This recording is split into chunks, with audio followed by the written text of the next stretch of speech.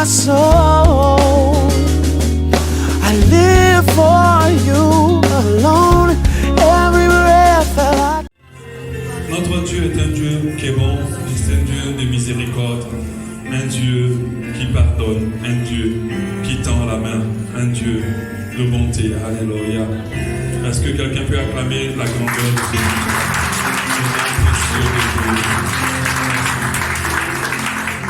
Alléluia. Nous allons continuer pour notre... Nous sommes en notre 5e jour de jeûne. Alléluia. Amen. Amen. Ça commence à être facile. Alléluia. Amen. C'est bon? Le corps commence à s'adapter.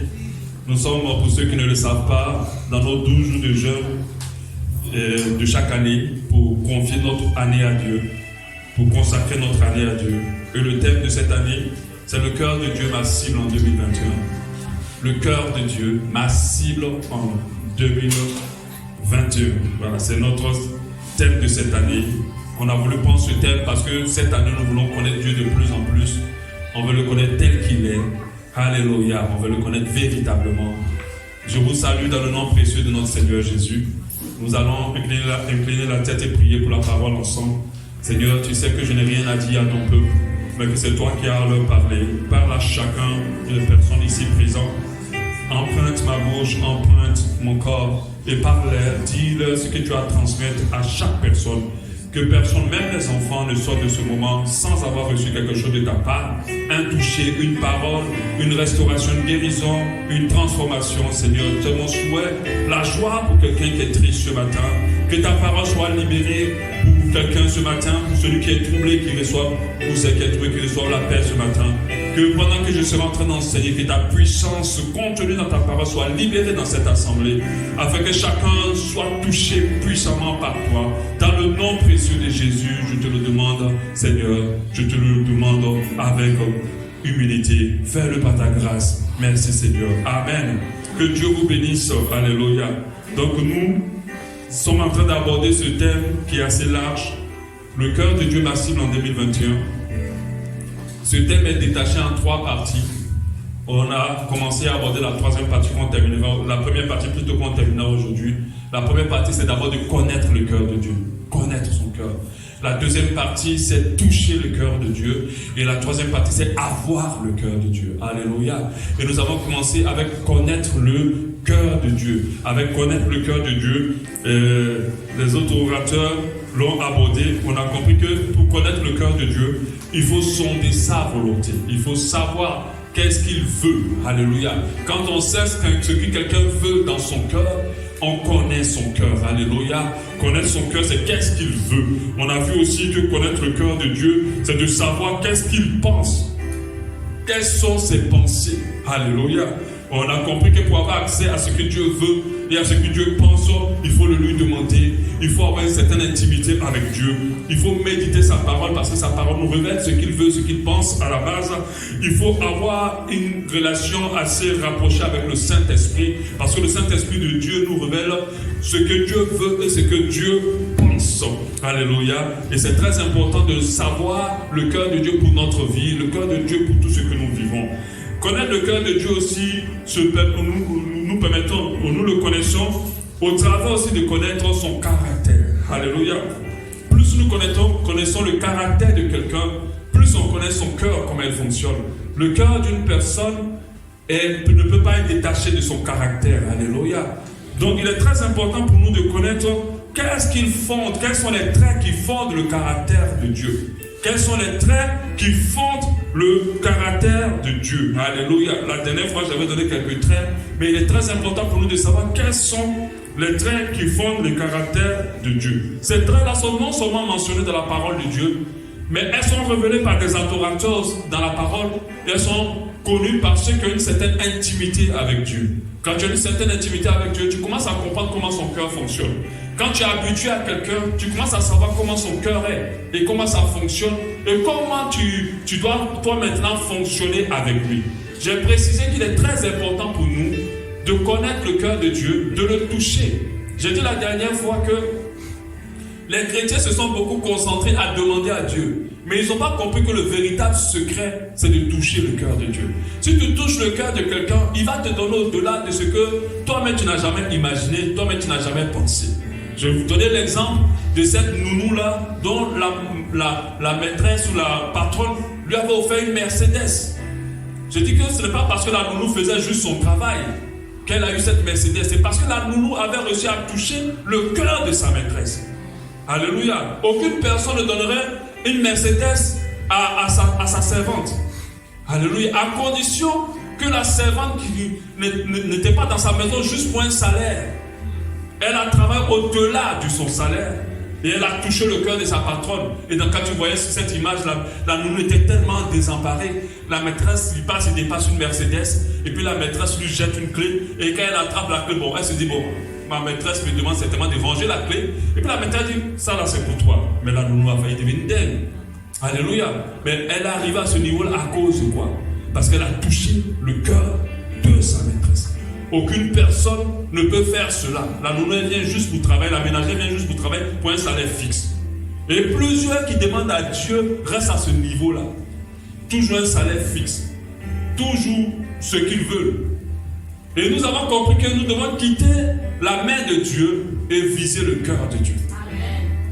Parce que beaucoup d'enseignements nous amènent à toujours demander à Dieu et son intervention. La majorité des gens qui viennent à l'église, c'est pour que Dieu fasse quelque chose dans leur vie. Oui, ça commence par le début. Mais après, il faut viser son cœur. Les adorateurs que Dieu recherche, c'est ceux-là qui élèvent un peu le niveau. Ceux qui, au lieu de toujours chercher à demander à Dieu, cherchent à donner à Dieu. Alléluia. Cherchent à toucher son cœur. Et comme je le disais tout à l'heure, connaître son cœur, c'est de connaître ce qu'il veut. C'est de connaître ce qu'il pense, mais c'est de connaître aussi les traits du caractère du cœur de Dieu. Le caractère, les traits du caractère de Dieu. Alléluia. Donc je vais parler plutôt, bon, bien sûr, un verset, Daniel 11, 32 qui nous dit, mais ceux du peuple qui connaîtront leur Dieu agiront avec fermeté. C'est-à-dire, si tu connais ton Dieu, tu sais comment tu vas agir. Daniel 11, 32, mais ceux du peuple qui connaîtront leur Dieu agiront avec fermeté. Alléluia. Ok. Bon, il a mis tout le verset. Moi, j'ai pris une partie. Amen. Donc, voilà. Alléluia. Donc, nous allons voir ensemble les 10 traits importants du caractère de Dieu. Les 10 traits importants du caractère de Dieu. Je t'assure, quand je vais te parler de ces traits, tu sauras qui est ton Dieu. Et tu sauras comment tu peux le toucher. Je sais que si je te connais plus, si je veux te faire plaisir, je sais comment te faire plaisir. Alléluia. Et beaucoup de chrétiens se trompent sur Dieu. Ils adorent un Dieu qu'ils ne connaissent pas. Ils suivent un Dieu qu'ils ne connaissent pas, qu'on leur a mal présenté. Normalement, quand on accepte Jésus, la première des choses que le Saint-Esprit fait dans nos vies, c'est de nous amener vers la parole. La majorité des gens qui sont convertis avaient eu soif de cette parole-là. Je me rappelle comment je m'étais enfermé, moi, pendant des jours et des jours en train de que lire la parole. Je t'encourage, si tu ne l'as jamais fait, commence par le Nouveau Testament. Je t'assure que si toute cette parole-là, tu l'as lue, surtout tout le Nouveau Testament, si tu l'as lu, plus rien ne va ébranler ta foi. Dans un film, un musulman l'a lu afin de pouvoir contrecarrer des chrétiens. Il s'est converti. Cette parole-là, je te mets au défi de finir de lire ça et puis de dire que tu n'es pas converti. Parce que ce n'est pas que des écritures. Aujourd'hui, les gens ne comprennent pas pourquoi on croit en Dieu. Ils ont l'impression qu'on est dans une religion. Ça n'a rien à voir. Moi, ce qui m'est arrivé là, je ne peux pas l'expliquer. Alléluia. Je ne peux pas l'expliquer. Sincèrement, Dieu, ce n'était pas mon truc. Mais quand je l'ai rencontré, j'ai compris que ce n'est pas l'amour, les mots seulement, ce n'est pas de la spéculation. Si tu ne crois pas en lui, lis seulement, je te donne le défi. Prends seulement le Nouveau Testament, commence à le lire à partir de Matthieu et puis avance. Afin que tu ne finisses de le lire. Si tu n'es pas converti, je ne suis plus chrétien. Parce que la parole de Dieu est une puissance. Alléluia. Amen. Elle est très puissante pour changer des vies. Alléluia. C'est pour ça qu'il faut aller vers elle. Il faut vraiment la chercher. Il faut la connaître davantage. Il ne faut pas connaître Dieu au travers de ce que les gens te disent ou au travers des enseignements que tu entends. Chacun va te expliquer Dieu comme lui l'a vu. C'est juste sa vue. Mais la manière dont quelqu'un a vu Dieu n'est pas la même manière dont toi, tu dois voir Dieu. Chacun a sa relation avec Dieu. Et ta relation avec Dieu va te permettre de rester ferme, peu importe ce qui se passe. Lis la parole de Dieu et ta foi sera forgée. Donc, les titres très importants du caractère de Dieu. Les titres très importants du caractère de Dieu. L'un des traits les plus évidents, qu'on doit absolument mettre en premier. Dieu est amour. Et plein d'amour pour nous. Notre Dieu est amour. Alléluia. Ça dit, peu importe ce qu'on peut dire de Dieu, il aime les gens. Il l'aime. Il n'aime pas de l'amour qui est varie. Son amour ne varie pas. Son amour, il est fixe. Son amour n'a pas de conditions. Il y a certaines personnes qui pensent que Dieu les aime lorsqu'ils viennent à l'église. Non. Dieu t'aime même quand tu ne viens pas à l'église. Il y a certaines personnes qui pensent que Dieu les aime quand ils font les bonnes choses. Dieu t'aime même quand tu ne fais pas les bonnes choses. C'est nous les hommes qui aimons les gens par condition. Mais Dieu, il nous aime sans condition.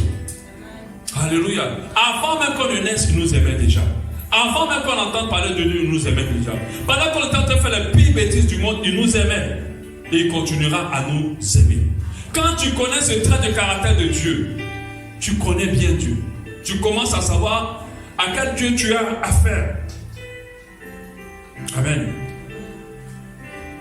Jean 1,4 dit, celui qui n'aime pas n'a pas connu Dieu, car Dieu est amour. Jean 4,8, celui qui n'aime pas n'a pas connu Dieu, car Dieu est amour. Déjà, ce verset nous fait comprendre que le Dieu que tu sais l'élève.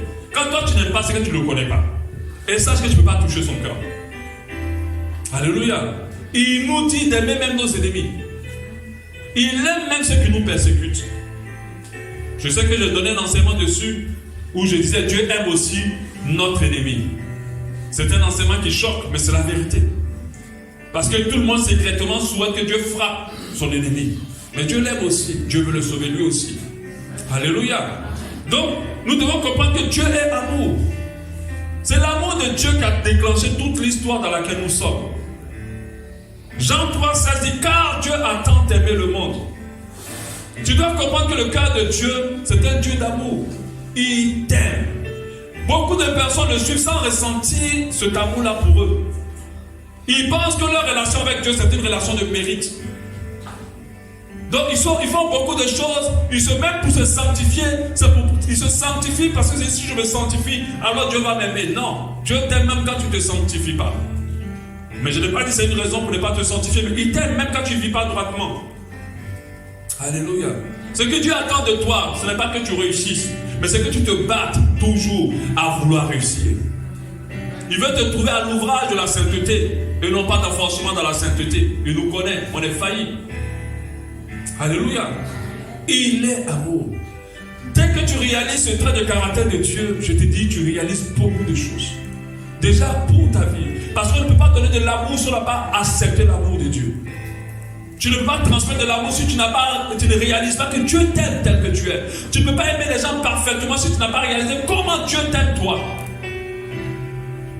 Alléluia. Amen. Quand tu réalises la manière dont Dieu t'aime, tu te dis, mais comment moi je vais aussi aimer quelqu'un différemment?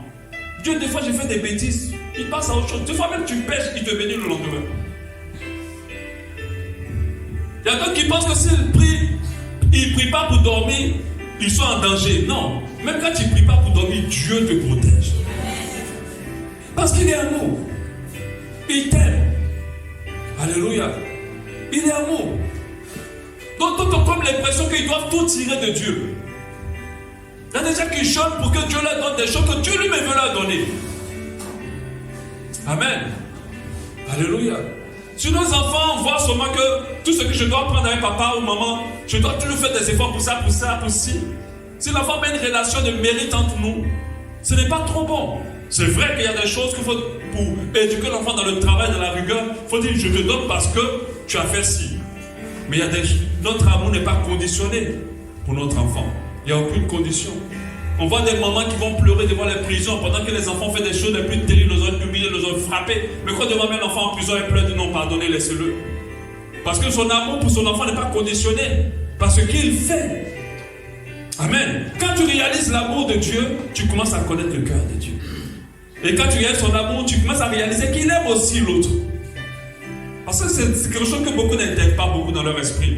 Je pense que Dieu les aime seuls. Il y a des gens qui se sentent les bébés chouchous de Dieu. Qui t'a dit ça? Amen. Dieu, tout le monde a ses bébés chouchous. Il aime tout le monde. Même le gars vilain, bizarre, méchant, sorcier, ça. Dieu l'aime. Quand un truc grave arrive à cette personne, Dieu le protège. Alléluia. Donc dans le caractère de Dieu, il aime les gens sans condition. Il t'aime sans condition. Il ne t'aime pas sur la base de quoi que ce soit. Il t'aime tout court. Et tu dois le réaliser. 2. Quand tu vas finir de connaître vraiment les traits de caractère de Dieu, je pense que tu verras ton Dieu différemment. Parce que moi-même, je suis béni par l'enseignement que j'ai écrit. Par la grâce de Dieu. Et je crois que ça va te bénir. 2. Dieu est fidèle. Il est fidèle en sa parole. À sa parole. Il est fidèle à ses promesses. Il est fidèle dans son amour. Il est fidèle dans ses engagements, son engagement. Il est fidèle. En fait, la fidélité de Dieu est très importante pour nous. Très importante. Très. Si Dieu a décidé de te lever, il ne changera pas sa parole, peu importe les voies que tu vas suivre. Si Dieu a décidé de te bénir, il ne changera pas, peu importe ce que tu feras. Parce que lorsqu'il libère sa parole, il l'a accompli. Même quand toi tu quittes Dieu, lui te poursuit. Parce que vous deux, vous êtes mis en accord pour être ensemble. Alléluia. Il est fidèle. Ce que vous êtes dit au début là, lui là, il n'efface jamais. Peu importe ce que toi tu fais. Sa fidélité n'a pas de limite. Alléluia. Elle s'étend. Elle est tellement élastique qu'elle ne s'arrête jamais. Il y a des gens qui vont s'embrouiller dans le péché, dans plein de choses, mais Dieu les récupère après. Parce qu'il est fidèle. Il ne les laisse pas, il ne les lâche pas. Alléluia. Il y a des gens qui pensent que Dieu ne l'aime pas. Il y a des personnes aujourd'hui qui ont tout abandonné parce qu'ils pensent que Dieu les a laissés. Il y a des personnes qui réalisent la fidélité de Dieu au travers de ce qui arrive à leur vie. Ça n'a rien à voir. Alléluia. Quand tu réalises la fidélité de Dieu, ta marche elle est différente. Ta manière de vivre elle est différente parce que tu sais qu'il est ton Dieu. Tes peurs disparaissent parce que tu sais qu'il ne te lâchera jamais. Tes craintes se dispersent parce que tu sais qu'il ne te lâchera pas. Il n'est pas attaché à toi à cause de ce que tu fais. Il est attaché à toi à cause de ce que vous vous êtes dit au début. Tu as décidé de le suivre et tu as dit Seigneur, je te donne ma vie pour toujours. Alors il te dit ok, j'ai pris ta vie et je ne te la rendrai plus. Alléluia. Il est fidèle dans ses promesses. Nous les hommes, nous disons quelque chose aujourd'hui et nous les reprenons demain. Mais Dieu, quand il dit quelque chose, même si tu n'es pas correct, il cadre toujours cette chose-là. C'est pour ça que des fois nous sommes choqués de voir des méchantes personnes être élevées. Parce que Dieu est fidèle. Amen. Il est fidèle, il n'est pas un homme pour mentir, ni un fils de l'homme pour se repentir. Ce qu'il t'a dit, il va le faire. Alléluia. Regardez ce qu'il dit à son peuple. En Agé 2:5. Il dit, je reste fidèle à l'alliance que j'ai faite avec vous quand vous sortîtes de l'Égypte. Et mon esprit est au milieu de vous. Ne craignez pas. Malgré que ce peuple-là était désobéissant, malgré que ce peuple-là ne respectait pas Dieu, malgré que ce peuple avait fait des choses terribles, Dieu était fidèle à son alliance. Il a promis à Abraham, il est resté fidèle. Jusqu'à aujourd'hui, Dieu est fidèle dans son engagement envers les Juifs. Ce peuple-là, c'est un peuple à part jusqu'à aujourd'hui. Alléluia. Ce qu'il a dit, il le fait. Amen. Psaume 36:5. L'Éternel, ta bonté atteint jusqu'aux cieux, ta fidélité jusqu'aux nuées. Alléluia. Et Psaume 105. Car l'Éternel est bon, sa bonté dure toujours, et sa fidélité de génération en génération. C'est pour ça que nous qui sommes aujourd'hui tissons des alliances avec Dieu. Notre Dieu est un Dieu d'alliance. Si nous tissons des alliances avec Dieu, non seulement il va les tenir avec nous, mais il va les tenir sur nos enfants, les enfants de nos enfants, ainsi de suite. Alléluia. Il est fidèle. Fidèle dans tout son caractère. Dieu n'est pas quelqu'un qui change de caractère en fonction des temps et des circonstances. Son caractère reste pareil. Son amour reste exactement le même. Alléluia. 3. Dieu est bon. Lent à la colère, riche en bonté. Et il est miséricordieux. Dieu. Alléluia. Lent à la colère et riche en bonté. J'aimerais dire à quelqu'un, Dieu ne se fâche pas vite. Dieu est plus bon que d'être dans la colère. Il est riche dans la bonté. Il est patient dans cette bonté-là. Il a beaucoup de miséricorde dans son cœur. C'est nous les hommes qui estimons que les gens doivent être punis pour ce qu'ils ont fait terriblement. Mais Dieu, il pardonne et il laisse tomber. Deux fois même, quand on n'a même pas commencé à lui demander pardon. Il efface nos iniquités. Il passe à autre chose. Il nous aide. Tout ce qu'il veut, c'est que nous soyons debout et que nous ne soyons pas dans le péché. Alléluia. 1 Chroniques 16, 34 dit: louez l'Éternel car il est bon et sa miséricorde durera toujours. Louez l'Éternel car il est bon et sa miséricorde durera toujours. Quand tu réalises la bonté de Dieu, même quand les difficultés t'arrivent, tu sais que toute chose concourt au bien de ceux qui aiment Dieu. Même quand il y a des complications dans ta vie, tu sais que même si c'est difficile, en fait mon Dieu est bon. Ce qui est en train de se passer, ce n'est pas pour me détruire. Il y a quelque chose que Dieu est en train de faire dans ma vie en réalité. Mais quand tu ne réalises pas la bonté de Dieu, tu auras l'impression que tu es maudit. Tu auras l'impression que ça ne va pas. Tu auras l'impression que Dieu t'a lâché, pendant qu'il ne t'a pas lâché. Parce que dans sa bonté, il peut te faire vivre des situations compliquées. Mais ces situations-là concourent à ton bien. Ça va t'amener dans une dimension de grâce et de bénédiction. Ça va te forger comme Dieu veut. Et beaucoup ne réalisent pas la bonté de Dieu. Ils courent et ils quémentent la bonté des hommes. Les hommes de nos jours ne sont jamais bons envers quiconque pour rien. Mais Dieu est bon envers nous parce qu'il nous aime. On a toujours un rapport d'intérêt, nous les hommes. Mais Dieu il est bon. Et quand tu vois ça, tu réalises sa bonté. Et davantage tu réalises la bonté de Dieu, davantage tu vois la bonté de Dieu. Quand tu connais ce trait de caractère de Dieu, tu réalises simplement qu'il est bon. Tu lui fais confiance en fait. Peu importe ce qui t'arrive. Il y a des gens qui perdent très vite confiance. Et il y a certains même dans cette salle qui ont déjà perdu confiance en Dieu. Ils ont décidé de prendre leur vie entre leurs mains. Au lieu de laisser Dieu, dans sa bonté, conduire leur vie là où il a prévu. Il est là à la colère, il ne se fâche pas aussi vite. Si Dieu se fâche, c'est que tu as vraiment insisté et persisté dans tes mauvaises voies. Mais ce n'est pas parce que tu es tombé aujourd'hui que Dieu ne va plus te parler. Au contraire, quand tu tombes ou quand tu pêches, c'est à ce moment-là que tu as besoin de Dieu. À quel moment nous l'avons? C'est quand nous sommes sales. C'est pas quand tu es sale maintenant que tu vas fuir la douche. Alléluia. En fait, c'est quand tu es sale que tu dois chercher Dieu maintenant. Ceux qui réalisent la bonté de Dieu et sa miséricorde cherchent très vite Dieu quand ils tombent.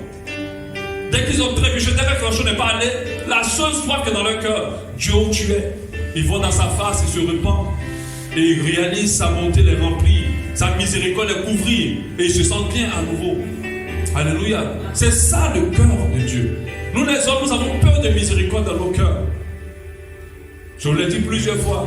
Les hommes se souviennent très peu des bonnes choses que tu les fais. Mais ils rappellent très bien des mauvaises choses qu'on leur fait. Tu peux faire 1000 biens à quelqu'un, mais il suffit seulement d'une seule mauvaise chose, il est capable d'effacer tout le bien que tu lui as fait. Ça, c'est les hommes. Mais Dieu, lui, il n'est pas comme ça. Il est rempli de miséricorde envers nous. Il pardonne. Si Dieu devait peser nos péchés et nos bonnes actions, je crois que la majorité de nous, on allait pencher vers le péché. Alléluia. Je crois que nos péchés vont beaucoup peser quand même. Hein? Amen. Dis bien Amen. Amen. Nos péchés vont bien peser. Si Dieu ouvrait une caméra et puis il commençait par Séraphin, il dit Séraphin, on va commencer à regarder ta vie. Dès qu'on va arriver à la moitié de Séraphin, la salle va disparaître. Alléluia. Parce qu'il y a des choses qu'on a fait qui sont terribles. Mais la miséricorde de Dieu surpasse tout cela. Même si tu as été meurtrier, Dieu pardonne le meurtrier. toutes les choses que tu estimes terribles. Parce que quand tu ne réalises pas la miséricorde de Dieu, tu vas laisser le diable grossir ton péché dans ton esprit. Et c'est comme ça que beaucoup ne veulent plus s'approcher de Dieu parce qu'ils estiment qu'ils sont trop sales pour continuer, qu'ils sont allés trop loin pour continuer. Peu importe la distance de laquelle tu t'es éloigné de Dieu, sache que Dieu te poursuit. Et il ne veut pas te lâcher.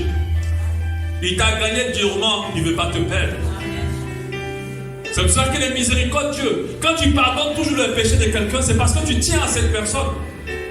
Et c'est comme ça que Dieu est, il tient à nous. Et il est bon. Dans sa bonté, il va te donner des choses que tu ne penses ni tu peux imaginer. À quoi tu t'attends? Quand tu ne réalises pas la bonté de Dieu, tu vas courir vers la bonté des hommes et tu vas souffrir. Tu vas espérer à la bonté des hommes et tu vas souffrir. Tu vas t'attendre plus aux hommes qu'à Dieu. Mais celui qui s'attend à Dieu n'est jamais déçu. Alléluia. Celui qui se compte sur la bonté de Dieu ne sera jamais déçu. Les hommes te diront quelque chose aujourd'hui, puis demain ils changeront. Mais Dieu, quand tu comptes sur sa bonté, il te montre au-delà de ce que tu n'as jamais imaginé et de ce que tu n'as jamais pensé. Tu ne sais pas là où tu es assis, ce qu'il a dans son esprit pour toi. Mais il faut que tu fasses confiance en sa bonté. Il faut que tu le connaisses en tant qu'un Dieu bon, rempli de miséricorde envers toi. Il est riche en bonté. Le roi David pouvait dire en Psaume 13:5, moi je fais confiance en ta bonté. Moi je fais confiance en ta bonté. Moi je fais confiance en ta bonté. Est-ce que tu fais confiance à la bonté de Dieu ce matin? Si ce n'est pas le cas, tu devrais faire confiance à la bonté de Dieu. Parce que sache qu'il a mis, il met tout en œuvre pour que tu sois heureux. Pendant que toi, tu penses que certaines choses ne sont plus pour toi, sache que dans la bonté de Dieu, il les a réservées pour toi. Et qu'il va les permettre, il va te permettre de rentrer dedans, mais à condition que tu comptes sur cette bonté-là. Et que tu réalises que ton Dieu est bon. Quand tu ne connais pas cette nature de Dieu, cette partie du trait du caractère de Dieu, tu vas rater énormément de choses dans ta vie. Alléluia. Vous savez, quand on sait que quelqu'un est bon, on le sait bien, on le sait mieux. Imaginez, comme je parlais de la ménagère qui a été bénie par sa patronne. Elle va être plus engagée dans son travail si dans son cœur elle se dit, cette patronne elle est bien. Amen. Elle va bien travailler, elle se dit, ma patronne est bien. La patronne peut crier devant pour dire, mais comment tu as fait ça? Comment? Mais elle dit, ma patronne, que c'est quelqu'un de bien. Elle va bien travailler. Elle va toucher le cœur. Quand tu réalises que quelqu'un est bien, tu sais bien le toucher. Tu feras beaucoup d'investissements, d'engagement, de choses pour cette personne. Et c'est ce que beaucoup ne comprennent pas. Ce qui fait qu'ils sont faibles dans leur engagement pour Dieu, c'est parce qu'ils ne réalisent pas que Dieu est bon. Amen. 4. Dieu n'aime pas quand nous nous attachons à la terre, aux choses de ce monde plus qu'au ciel. Dieu n'aime pas ça, ça fait partie de son caractère. Je n'ai pas dit qu'il n'aime pas ceux qui s'attachent, il n'aime pas le fait qu'on s'attache à la terre, aux choses de ce monde. Il a dit en 1 Jean 2,15, n'aimez point le monde, les choses qui sont dans le monde. Si quelqu'un aime le monde, l'amour du Père n'est point en lui. Il a dit aussi en Matthieu 6,33, cherchez premièrement le royaume et la justice de Dieu, et toutes ces choses vous seront données par-dessus tout ce qu'on recherche sur la terre. Dieu n'aime pas ça. Tu sais que si tu veux toucher le cœur de Dieu, tu dois t'éloigner du monde, tu dois t'éloigner de ce que le monde contient, tu dois t'éloigner de tout ce que les gens recherchent, tu dois t'éloigner de tout ce qui ne plaît pas à Dieu. Alors tu sais que Dieu n'aime pas ça. Si tu veux t'accorder avec quelqu'un, tu dois te rassurer des choses que cette personne n'aime pas. Alléluia. Et ça fait partie du caractère. Jamais Dieu va aimer ça. Parce qu'il y a d'autres qui arrivent à changer les choses pour dire, bon, Dieu peut accepter quand même à cause de la condition. Dieu peut comprendre. Dieu peut accepter. Parce que je le fais pour nourrir mes enfants. Dieu peut accepter ça. Non. Dieu ne t'a pas dit qu'il ne peut pas nourrir tes enfants. C'est ton manque de foi qui t'a mené là-bas et ta cupidité qui t'amène dans ces choses-là. Ce n'est pas Dieu. Ce n'est pas Dieu qui t'amène là. Si tu lui fais confiance, comme il a dit, les herbes des champs ne font rien, mais Dieu s'occupe d'eux, les oiseaux non plus. Ce n'est pas nous, ces enfants, qui va abandonner. Alléluia. Ça, le Dieu avec qui tu marches n'aime pas le péché, n'aime pas le monde. Notre Dieu au sein est un Dieu jaloux. Quand il n'est pas l'alpha, c'est-à-dire quand il n'est pas le commencement dans notre vie, quand il est délaissé pour d'autres dieux, la parole de Dieu dit en Deutéronome 5, 9, tu ne te posteras point devant les statues, le faux Dieu, et tu ne les serviras point. Car moi, l'Éternel, ton Dieu, je suis un Dieu jaloux, qui punit l'iniquité des pères sur les enfants jusqu'à la 3e et la 4e génération de ceux qui me haïssent. Tu ne prendras point le nom de l'Éternel, ton Dieu en vain, car l'Éternel ne laissera point impuni celui qui prendra son nom en vain. Notre Dieu est un Dieu jaloux. Dès qu'il y a quelque chose qui est plus important dans ton cœur que Dieu, son cœur est blessé, son cœur est jaloux. Surtout quand nous partons adorer d'autres dieux, comme des statues, des fétiches, des initiations, des choses qu'on met au devant, comme nos conjoints, qu'on aime plus que Dieu, comme nos enfants qu'on met au-dessus de Dieu, comme tout ce qu'on met au-dessus de Dieu, va seulement attrister le cœur de Dieu et il sera jaloux. Et quand Dieu est jaloux, il frappe. Quand Dieu est jaloux, il gâche. Il détruit. Alléluia. Il détruit, il frappe. Donc tu dois comprendre que ton Dieu est un Dieu jaloux. Tu dois réaliser cela. Alors, te rassurer dans ta marche avec lui, de ne rien mettre au-dessus de lui. Te rassurer dans ta marche avec lui, de ne rien mettre avant lui. 6. Dieu est un Dieu juste. Car l'Éternel est juste, Psaume 11:7. Il aime la justice. Les hommes droits contemplent sa face. Quand tu connais ton Dieu et que tu crois qu'il est juste, ta foi en la justice de Dieu va te permettre de ne pas te fatiguer. Quand on va te faire du mal, quand tu réalises que Dieu est juste, tu ne t'embêtes plus. Tu ne t'embêtes pas à te défendre. Tu ne t'embêtes pas à te venger. C'est parce que tu ne crois pas que ton Dieu est juste que tu veux toujours mener tes propres justices. Tu ne laisseras jamais une injustice impunie. Alléluia. Ce que d'autres ne comprennent pas. Si Dieu était là, pourquoi il y a tant de choses qui arrivent dans ce monde? Mais sache que ces personnes-là payent pour ces choses-là. Alléluia. Notre Dieu est juste. Et ceux qui sont attachés à lui pratiquent la justice de Dieu. Ceux qui veulent lui plaire pratiquent sa justice parce qu'ils ont réalisé que mon Dieu, peu importe ce qui se passe, il est juste. Il ne va pas être d'accord qu'à cause de notre pouvoir, à cause de nos poids, on puisse se mettre devant les autres pendant qu'on n'est pas arrivé en premier. Non. Un enfant de Dieu sait que ça ne plaît pas à mon Dieu parce que lui, il est juste. Lui, il aime quand les choses sont faites justement et droitement. Il fait les choses correctement. Il aime quand les choses sont faites dans leur temps, dans le bon enchaînement. Quand tu réalises cela, tu ne vas pas accepter des fois des tours tordus pour accéder à des choses. Tu ne vas pas accepter des fois certaines injustices parce que tu connais le cœur de ton Dieu. Il a un cœur juste. Il est juste. Alléluia. Et lorsqu'on te fait du mal, tu ne vas pas te défendre parce que tu sais que le Dieu qui est avec toi, il est juste. Il ne laissera pas ce mal-là impuni. Alléluia. C'est pour ça que des fois je dis à certaines personnes, si on te maltraite injustement, accepte cela. Ne bronche pas. Ne te braque pas. Ne te fâche pas. N'en veux pas à cette personne. Parce que si tu réalises que le Dieu que tu sais est juste, sache que ce Dieu va prouver à la personne qui est en train de te faire l'injustice qu'il est ton Dieu. Alléluia. Et quand tu le réalises, tu ne te fâches plus. Au contraire, tu commences à avoir peur pour ceux qui te touchent. Tu commences à avoir peur pour eux. Parce qu'ils se mettent en danger. Notre Dieu est juste. Et la justice de Dieu est encore plus puissante lorsque l'enfant de Dieu ne s'est pas justifié. Lorsque l'enfant de Dieu n'a pas accepté, ne s'est pas défendu. Lorsqu'il a laissé à Dieu la justice et la rétribution. Alléluia. C'est un Dieu juste. Il faut le connaître comme ça. Il est le juste juge. 7. Dieu a beaucoup de compassion pour une catégorie de personnes. Ça fait partie de son caractère. Il a beaucoup de compassion. Beaucoup de compassion. Compassion, c'est dans l'amour. Il nous aime tous. Il y a une catégorie de personnes qui a beaucoup de compassion.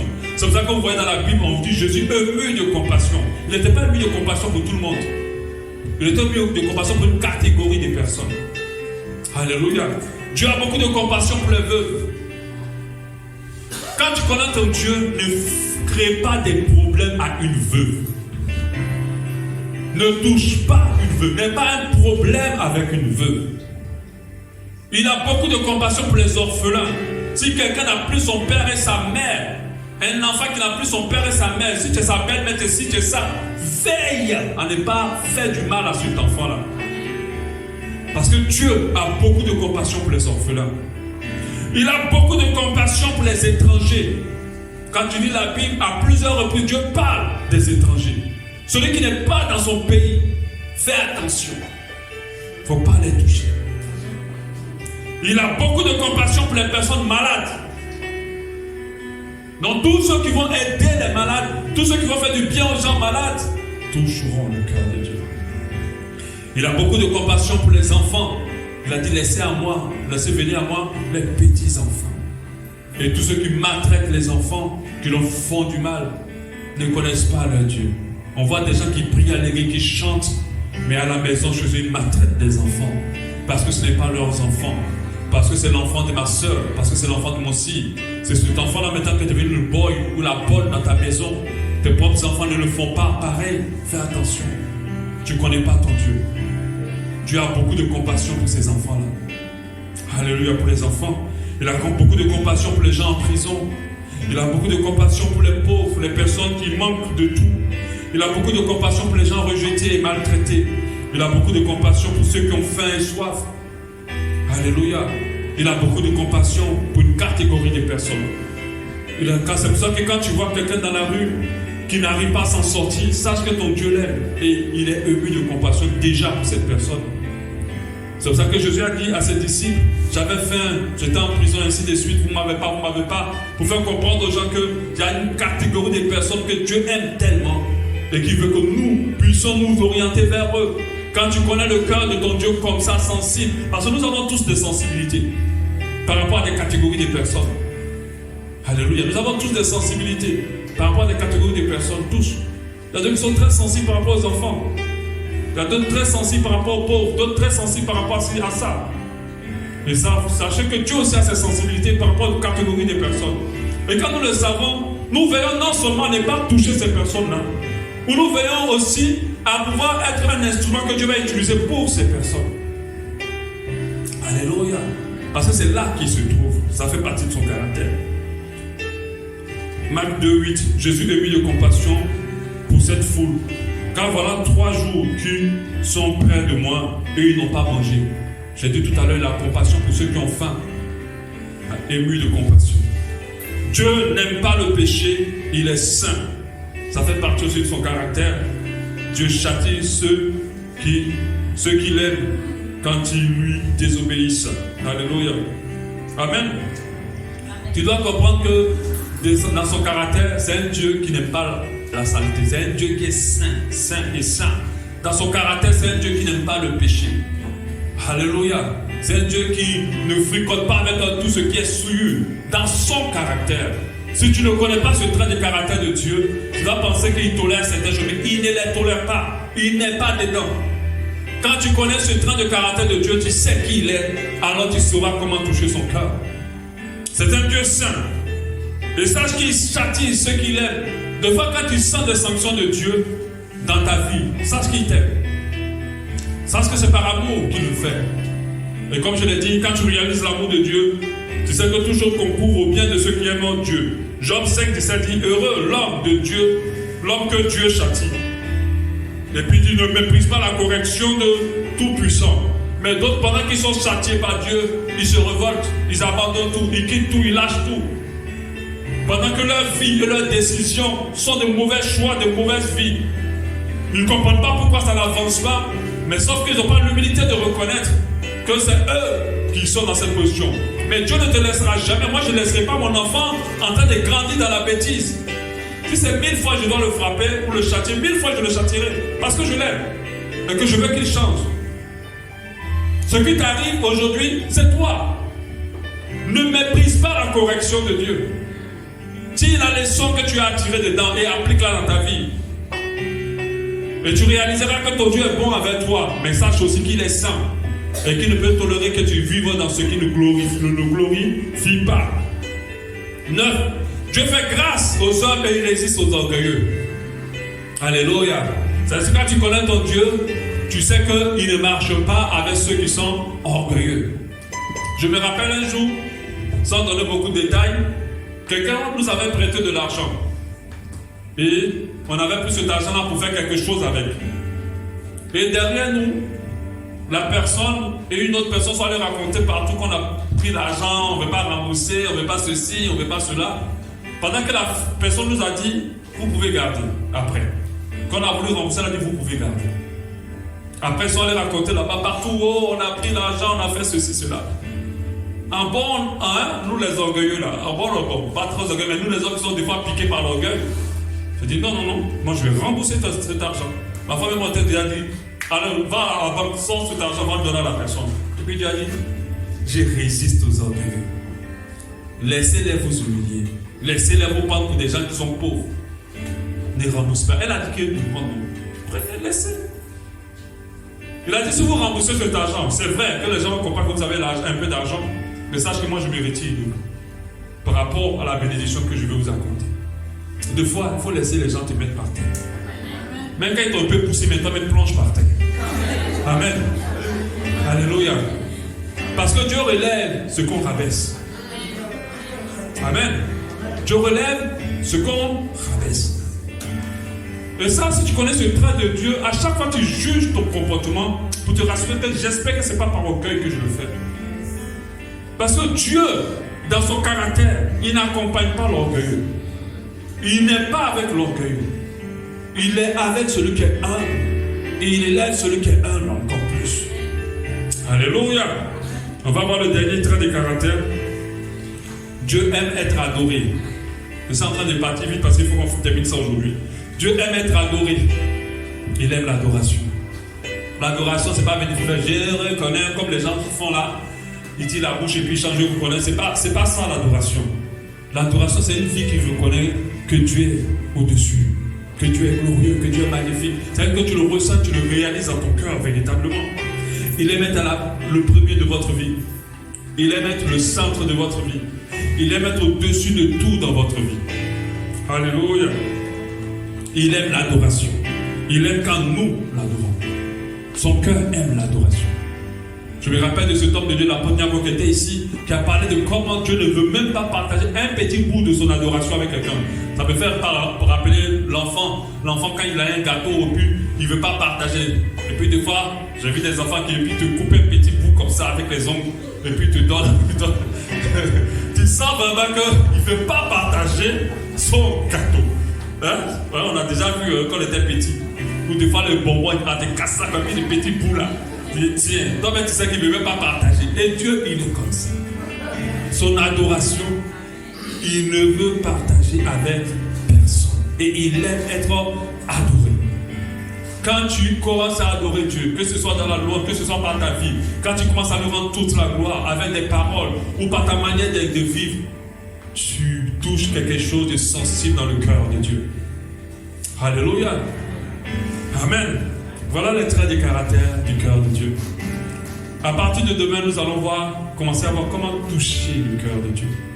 Et rappelez-vous, si tu touches le cœur de Dieu, au-delà de ce que tu penses, si tu l'imagines, Dieu va se manifester dans ta vie. Mais bien au-delà de cela, je pense que nous devons atteindre ce qu'on appelle la dimension de l'épouse. Une femme, elle fait tout pour plaire à son mari, pas parce qu'elle veut de l'argent ou quoi que ce soit, mais c'est parce qu'elle veut que son mari soit de plus en plus amoureux d'elle. Et nous voulons que Dieu soit de plus amoureux de nous. On veut lui plaire sans conditionner notre relation avec ce qu'il va nous apporter. Si on va dans cette dimension en 2021, je suis convaincu que la vie de beaucoup de personnes vont prendre un autre tournant. Alléluia. Parce que Dieu a son regard posé sur ces gens d'adorateurs. Toutes les personnes comme Joseph, David, Daniel, Noé, c'était des personnes qui adoraient Dieu de cette manière. Alléluia. Et nous avons vu comment Dieu les a rendus en retour. Amen. Alléluia, on va prier. Alléluia. Adorons Dieu. Alléluia. Adorons Dieu.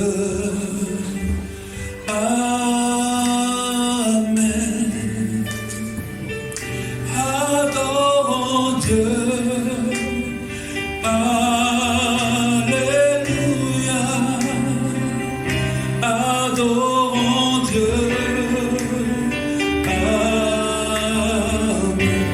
Adorons Dieu. Adorons Dieu. Alléluia. Adorons Dieu.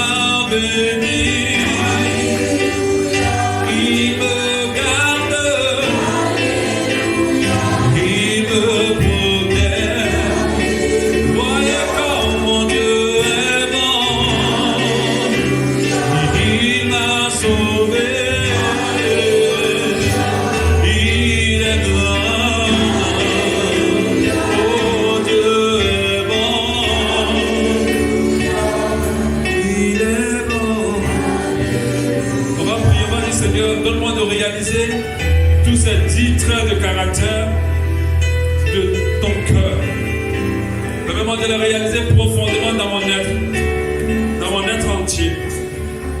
Que je réalise que tu fais grâce aux humbles, tu résistes aux orgueilleux. Que je réalise, Seigneur, que tu n'aimes pas le péché, que tu es un Dieu saint. Que je réalise que tu as beaucoup de compassion pour les veuves, les orphelins, les malades, les gens emprisonnés. Que je réalise que tu es un Dieu juste. Que je réalise, Seigneur, que tu es un Dieu jaloux, que tu ne veux pas qu'on nous adore d'autres dieux. Que je réalise que tu es un Dieu qui n'aime pas les choses, le fait que nous attachions au monde. Que je réalise que tu es un Dieu blanc, en colère, riche en bonté, rempli de bonté. Que je réalise, Seigneur, que tu es un Dieu fidèle, fidèle en toutes choses, fidèle à ta parole. Que je réalise que tu es un Dieu d'amour, tu es un Dieu plein d'amour envers moi. Permets-moi de réaliser tous ces traits de caractère. Que ma vie aujourd'hui soit conditionnée par ça. Je vais te regarder tel que tu es réellement, au nom précieux de Jésus.